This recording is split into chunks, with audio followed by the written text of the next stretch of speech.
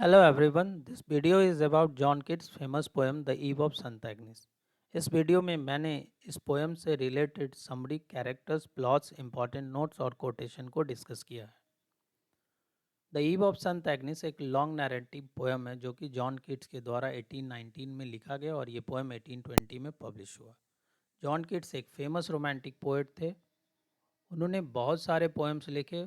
यहाँ कुछ उनके इम्पॉर्टेंट और मेजर पोएम्स है, जैसे o to nightingale, ode on a Grecian urn, o to autumn, Endymion, Hyperion, Lamia, Isabella, the eve of saint Agnes. Keats का ये जो पोएम है the eve of saint Agnes, ये स्पेंसेरियन स्टेंजा में compose किया गया है और इस लॉन्ग नैरेटिव पोएम में टोटल 42 स्टेंजा है। स्पेंसेरियन स्टेंजा एक टाइप का वर्स फॉर्म है जो कि एलिजाबेथन पोएट एडवर्ड स्पेंसर के द्वारा इन्वेंट किया गया। इस वर्स फॉर्म में टोटल 9 लाइन होता है, जैसा कि आप इमेज में देख सकते हैं। हर एक स्टेंजा में 9 लाइन है और जो फर्स्ट 8 लाइन होता है वो 8 आयम्बिक पेंटामीटर में कंपोज होता है और वहीं जो लास्ट लाइन है वो 6 आयम्बिक फीट का होता है। इस स्पेंसेरियन स्टेंजा का जो राइम स्कीम है वो ए बी बी सी सी होता है। अभी हम लोग इस स्लाइड में the eve of saint Ignis से रिलेटेड कुछ नोट्स को देखेंगे। इसमें पहला जो टर्म है वो ईव है। ईव का मीनिंग इवनिंग से भी है और the first lady in Christianity भी होता है। संत एग्निस, जिसको एग्निस ऑफ रोम भी कहा जाता है, she was a unmarried nun in the Roman Catholic church in 4th century. और एग्निस ऑफ रोम एक अनमैरिड सन थी रोमन कैथोलिक चर्च में 4th सेंचुरी में। और in her reference a festival is celebrated every year on 21 January. और उन्हीं की याद में 21 जनवरी को एक फेस्टिवल सेलिब्रेट किया जाता है जिसको the eve of saint Agnes कहा जाता है। She is considered as a protector saint of unmarried girls and ladies. और वो अनमैरिड गर्ल्स और लेडीज़ की प्रोटेक्टर सेंट के रूप में भी जानी जाती है। The eve of saint Agnes, this poem is centred on a superstition. ये जो पोएम है वो एक सुपरटिशन पे बेस्ड है। ये सुपरटिशन है कि अगर कोई वर्जिन प्रॉपर रिचुअल्स करती है on the eve of saint Ignis, वो सपने में अपने फ्यूचर हस्बैंड को पाती है। अभी हम लोग इस पोएम से रिलेटेड जो मेजर कैरेक्टर्स है उसको देखते हैं। जो फर्स्ट कैरेक्टर है वो बेट्समैन है। He is an aged priest at a chapel and he is praying and chatting before feast on the eve of saint Agnes. ये जो पोएम शुरू होता है उसमें हम लोग बीट्समैन को देखते हैं। वो प्रीस्ट है एक चैपल के और वो प्रे कर रहे होते हैं और चैंटिंग कर रहे होते हैं on the eve of saint Agnes. जो सेकेंड कैरेक्टर है वो है मैडलिन और she is the central character and heroine of this poem. और she is unmarried lady and performs proper rites on the eve of Santa Agnes so that she would dream of her future husband and she loves Porphyro। ये इस poem की heroine है Madeline और वो proper rituals करके the eve of saint Ignis celebrate करती है ताकि वो अपने फ्यूचर हस्बैंड को ड्रीम में देख सके। हालांकि वो प्रोफायरो से प्यार करती है। एंजेला ये एक ओल्ड नर्स है और मैडलिन की दोस्त भी है। मैडलिन की नर्स भी है और उसकी दोस्त भी है। Who helps Porphyro to see Madeline. और एंजेला ही प्रोफायरो को हेल्प करती है at the day of saint Agnes. उस दिन वो प्रोफायरो को हेल्प करती है ताकि प्रोफायरो मैडलिन से मिल सके। प्रोफायरो एक बैचलर है और वो मैडलिन का लवर है। वो the eve of saint Agnes के दिन आता है मैडलिन से मिलने के लिए। He knows very well that Madeline's family is his enemy. वो अच्छी तरह से जानता है कि मैडलिन के जो फैमिली है वो उसके दुश्मन है। इन सब के बावजूद वो उस इवनिंग उससे मिलने के लिए आते हैं। The poem starts with Sant Agnes Eve, ah bitter chill it was, the owl for all its feather was a cold। ये इस पोएम का ओपनिंग लाइन है। आप अपने आंसर में एज ए कोटेशन दे सकते हैं।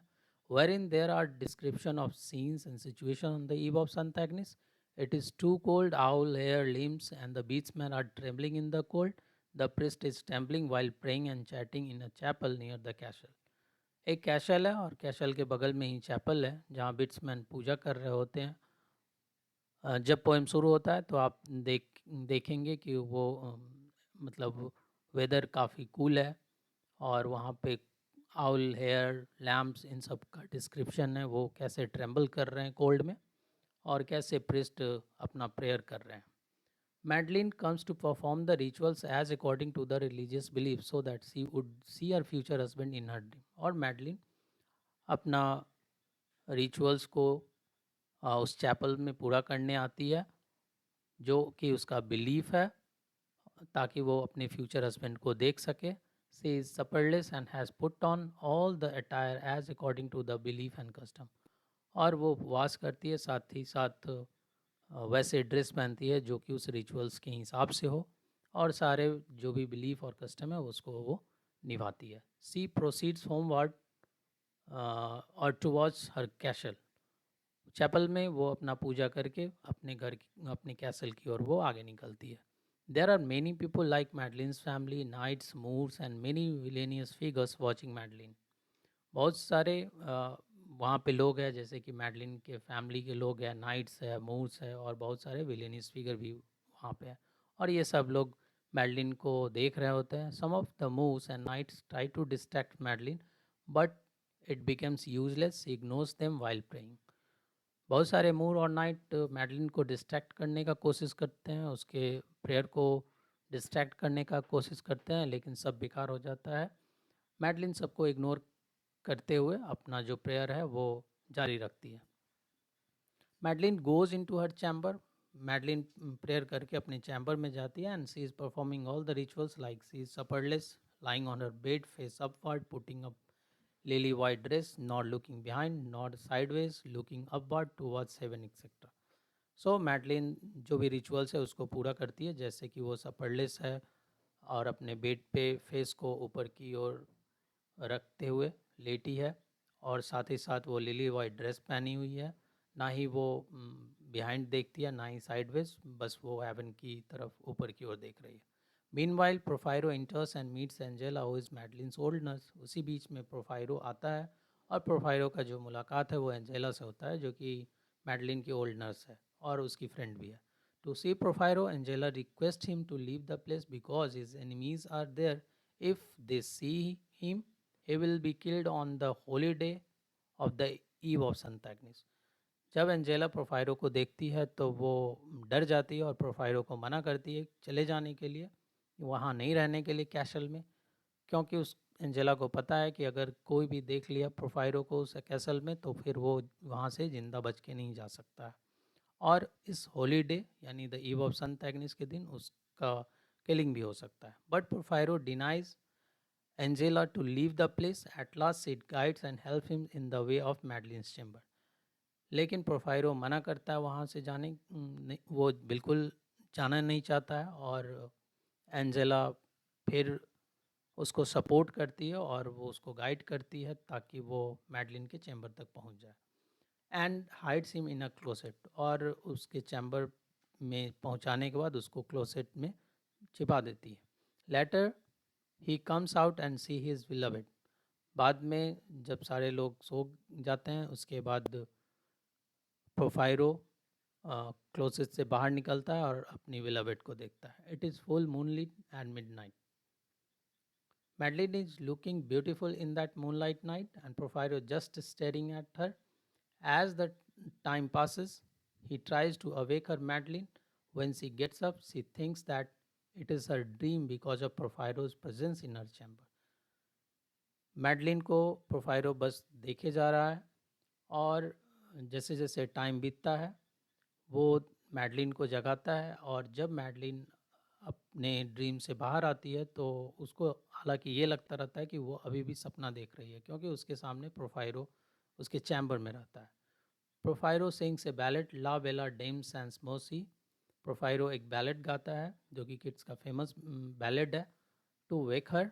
Eight last she realizes that it was not her dream though it is real. और जब प्रोफायरो का ये बैलेट मैडलिन सुनती है तब मैडलिन को रियलाइज़ होता है कि ये उसका ड्रीम नहीं है बट कि ये एक्चुअल है. They hug and express their feeling to each other. It is early morning now and Porphyro makes ready Madeline to elope with him because all the villainous elements are still sleeping. after the feast last night. ये सुबह का ये early morning का time है और प्रोफाइरो और Madeline उस castle को छोड़ने के लिए तैयार है, क्योंकि जो भी विलेनियस एलिमेंट्स थे वहाँ, जो भी विलेनियस कैरेक्टर्स थे, वो फीस्ट के बाद सोए हुए हैं, अभी तक सोए हुए हैं, लेटे हुए हैं वो लोग. There is no one to hear and no one to see the both lovers. कोई भी वहाँ नहीं है उन दोनों को सुनने और उन दोनों को देखने के लिए. Madeline and Porphyro flew away from the castle where he has made a house for her beloved. Madeline और Porphyro उस कैसल को छोड़ करके चले जाते हैं, वहाँ जाते हैं जहाँ प्रोफायरो मैडलिन के लिए एक घर बनाया हुआ है. In the last stanza of the poem, Madeline's nurse and friend Angela and also the priest are shown dead. और इस पोएम के लास्ट स्टेंजा में हम लोग देखते हैं कि एंजेला और जो बिट्समैन थे वो दोनों, उन दोनों का डेथ हो चुका है. So in this way the poem ends. आप कंक्लूजन में इस लाइन को दे सकते हैं अपने आंसर में, अपने प्रोजेक्ट्स में. Like in September 1819, John Keats wrote a letter to his brother George, wherein he said about Lord Byron and about himself that he, which means Byron, describes what he sees and I describe what I imagine. So John Keats 1819 में एक letter लिखते हैं अपने brother George को, और उसमें Lord बैरन के बारे में वो कहते हैं कि Byron describes what he sees and I describe what I imagine. Mine is the hardest task. यानी जॉन किट्स कहते हैं कि जो काम हम करते हैं, यानी जो पोएम हम कंपोज करते हैं, वो पोएम बैरन से ज़्यादा हार्डेस्ट वर्क है, हार्डेस्ट टास्क है. Now it can be said that Keats' The Eve of St. Agnes was not easy to compose. It was really one of the hardest tasks for Keats, but the last was completed beautifully by the poets. ये आप अपने answer के conclusion में दे सकते हैं. एक famous line है Keats का. So this was the video regarding Keats, The Eve of St. Agnes, its character, notes and quotation. Hope it will certainly help you in your preparation of exams, making notes, assignment, etc. Thank you all of you.